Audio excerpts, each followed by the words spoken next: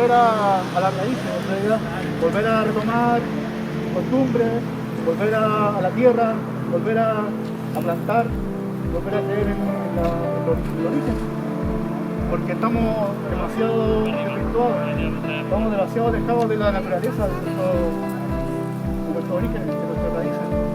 Estamos pensando en otras cosas, estamos en un mundo virtual y es triste porque las nuevas generaciones ya ni siquiera conocen un pollo. Los pollos los conocen en el supermercado.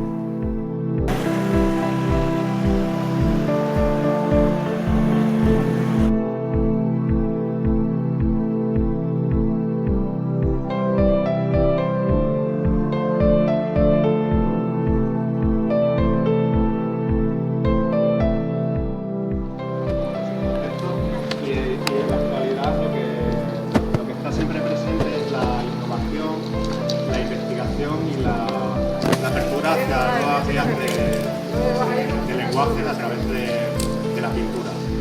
Entonces, bueno, aquí en el espacio que he intervenido sí que me gustaría contar que no es un espacio normal, no es un lienzo vacío como el que hemos visto anteriormente, que se pueda asemejar más a un papel. Aquí tenemos un espacio arquitectónico.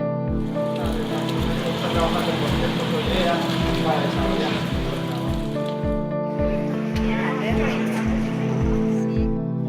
De Jesús o Brea, pues está más del lado del realismo, ¿no? de la pintura figurativa, donde siempre reconocemos, no hay problema por reconocer de lo que nos está hablando, ¿no? En este caso